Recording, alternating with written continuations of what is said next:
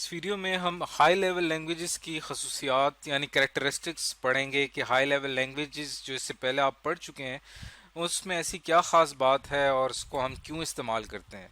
तो सबसे पहला इसका फ़ायदा और सबसे पहले इसकी कैरेक्टरिस्टिक वो ये है कि कंप्यूटर प्रोग्रामिंग जो है वो इससे काफ़ी ज़्यादा आसान हो गई है, सिंपल हो गई है। और हम जब अपना कोड लिखते हैं तो उसमें टोटल नंबर ऑफ़ एरर जो होते हैं वो हमारे लिए काफ़ी कम होते हैं। और इसका जो दूसरा सबसे बड़ा फायदा ये है कि इस ये लैंग्वेज जो होती है, हाई लेवल लैंग्वेज जो होती है, ये मशीन डिपेंडेंट नहीं होती। यानी कि हम हाई लेवल लैंग्वेज को किसी भी किस्म की मशीन में चला सकते हैं, इस्तेमाल कर सकते हैं।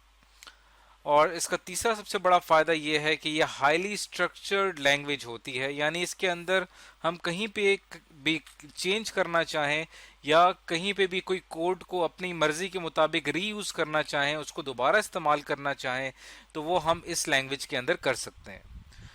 तो हाई लेवल लैंग्वेज का जो सबसे बड़ा बेनिफिट ये है कि वो ह्यूमंस के काफ़ी करीब है, यानी इंसानों के लिए उसको समझना काफ़ी आसान होता है। यानी हाई लेवल लैंग्वेज को ह्यूमन रीडेबल कोड भी कहा जाता है, क्योंकि ह्यूमंस जो हैं वो उनको अच्छी तरह से समझ सकते हैं। एक और चीज़ समझेंगे वो ये है कि पॉपुलर हाई लेवल लैंग्वेजेस जो हैं वो आजकल जो इस्तेमाल हो रही हैं वो कौन कौन सी हैं। अब हम बारी बारी इनका एक ओवरव्यू लेते हैं। सबसे पहले यहाँ हम बात करेंगे सी प्लस प्लस की। ये दो जो लैंग्वेजेस हैं, दरअसल सी लैंग्वेज सबसे पहले स्टार्ट हुई जो कि 1970 में डेनिस रिची एक साइंटिस्ट थे जो कि इन्होंने इसे बनाया बेल लेबॉर्ट्रीज में। उसके बाद जो है ये जो लैंग्वेज थी सी प्लस प्लस, इसका फ़ायदा हमें ये हुआ कि इसकी मदद से हमने जो सिस्टम प्रोग्राम्स थे, ऑपरेटिंग सिस्टम कंपाइलर्स, इनको बनाने में सी लैंग्वेज ने बहुत अहम किरदार अदा किया। इसके अलावा आजकल जो है वो जितने भी हमारे एप्लीकेशन प्रोग्राम्स हैं, जैसे कि वर्ड प्रोसेसर हो गए, MS वर्ड, या गेम्स जो हम मुख्तलिफ खेलते हैं, उसके पीछे भी जो है वो सी प्लस प्लस या सी लैंग्वेज काम कर रही होती है।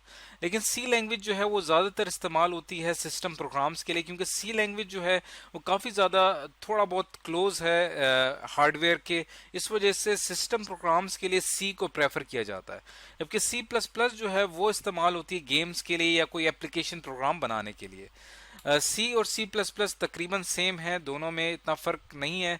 अगर एक प्रोग्राम जो कि सी लैंग्वेज में चल रहा है तो वो सी प्लस प्लस में भी चलेगा।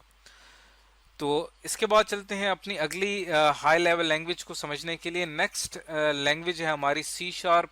ये 2000 में माइक्रोसॉफ्ट ने जो थी वो इंट्रोड्यूस करवाई। और इसका मकसद क्या था? इसका मकसद ये था कि जितनी भी हमारी वेब एप्लीकेशंस हैं उनको ज़्यादा बेहतर तरीके से बनाया जाए। सी शार्प जो है, ये सी और सी प्लस प्लस के जो फीचर्स हैं वो सी शार्प के अंदर भी आपको नज़र आएंगे। लेकिन सी शार्प के अंदर जो स्ट्रैटेजी इम्प्लीमेंट की गई प्रोग्रामिंग की, उसको ऊप कहा जाता है, यानी कि ऑब्जेक्ट ओरिएंटेड प्रोग्रामिंग, जो कि हम पढ़ेंगे एक तफसील के साथ कि ऑब्जेक्ट ओरिएंटेड प्रोग्रामिंग क्या होती है। इसके अंदर भी मॉडर्न जो वेब एप्लीकेशंस हैं वो बड़े लेवल के ऊपर सी शार्प में काम कर रही हैं। इसके अंदर एक लाइब्रेरी काम करती है जिसको डॉट नेट कहा जाता है। और वेब डेवलपमेंट के लिए जो सी शार्प के अंदर जो टेक्नोलॉजी इस्तेमाल होती है उसको ASP.NET कहते हैं। तो ये हम सीखेंगे आगे चलकर। फिलहाल जो हमारा कोर्स है उसके अंदर हमने सी और सी प्लस प्लस के ऊपर कमांड स्ट्रॉन्ग करनी है। इसके साथ जो नेक्स्ट लैंग्वेज है पाइथन, इसको हम बाद में पढ़ेंगे। पहले हम ये देख लेते हैं कि जो विजुअल बेसिक है ये वो लैंग्वेज है जो कि बाद में आई, जिसका मकसद जो बुनियादी तौर पे बेसिक लैंग्वेज थी जो कि हम इस्तेमाल करते हैं, बेसिक लैंग्वेज को ज़्यादा विजुअलाइज करने के लिए, यानी उसके अंदर ग्राफिक्स इंक्लूड करने के लिए विजुअल बेसिक का स्टार्ट लिया गया। इससे पहले जो हम बेसिक इस्तेमाल कर रहे थे उसका इंटरफेस कुछ इतना ख़ास नहीं था, तो उसके अंदर हमें ग्राफिक्स ऐड करने के लिए विजुअल बेसिक की ज़रूरत पड़ी। और विजुअल बेसिक के लिए हम एक कंपाइलर इस्तेमाल करते हैं जिसको विजुअल स्टूडियो कहा जाता है। विजुअल स्टूडियो एक ऐसा IDE है, एक ऐसा इंटीग्रेटेड डेवलपमेंट एनवायरनमेंट है जिसकी मदद से हम ग्राफिकल यूज़र इंटरफेस जो कि हम विंडोज़ के लिए बना सकते हैं। आपने मुख्तलिफ इन्वेंट्री मैनेजमेंट सिस्टम देखे होंगे मुख्तलिफ शॉपिंग स्टोर्स में, या आपने हॉस्पिटल मैनेजमेंट सिस्टम जैसे सॉफ्टवेयर देखे होंगे। ऐसे सॉफ्टवेयर दरअसल विजुअल बेसिक में बनाए जाते हैं जिसमें हमारे पास यूज़र के लिए काफ़ी ज़्यादा ऑप्शंस होते हैं, काफ़ी बटन्स होते हैं जिसके अंदर, और वो तमाम सॉफ्टवेयर जो हैं वो विजुअल बेसिक में बनाए जाते हैं। अब हम बात करते हैं पाइथन, जो कि हाई लेवल लैंग्वेज है, जो कि आजकल के जो जितने भी हमारी मॉडर्न एप्लीकेशंस हैं वहाँ पे इसका इस्तेमाल हो रहा है। ये बहुत ज़्यादा इजी लैंग्वेज है। अगर आप बाकी लैंग्वेजेस के में इंसान कमांड हासिल कर ले तो पाइथन को समझना काफ़ी ज़्यादा आसान हो जाता है। इसके अंदर जो मॉडर्न एक एप्लीकेशन है जो कि हम इंटरनेट पे इस्तेमाल करते हैं, यूट्यूब, जो कि एक ऐसी वेबसाइट है जिसमें हम दुनिया भर की वीडियोस देख सकते हैं, वहाँ पे पाइथन लैंग्वेज का इस्तेमाल किया गया है। अब बात करते हैं जो हमारे पास लैंग्वेज है जावा, जो कि सन माइक्रो सिस्टम जो था एक कंपनी थी उसने इसको लॉन्च किया। इसका इसके जो फीचर्स हैं वो सिमिलर हैं सी और सी प्लस प्लस के, लेकिन इसके अंदर जो ऑब्जेक्ट ओरिएंटेड प्रोग्रामिंग यानी ऊब जो है वो इसका बेसिक प्रिंसिपल है जिस पर ये लैंग्वेज काम करती है। ये मौजूदा दौर की काफ़ी मशहूर लैंग्वेज है और इसके अंदर जितनी भी हमारी मॉडर्न एप्लीकेशंस हैं वहाँ पे जावा का इस्तेमाल जो है वो काफ़ी ज़्यादा किया गया है।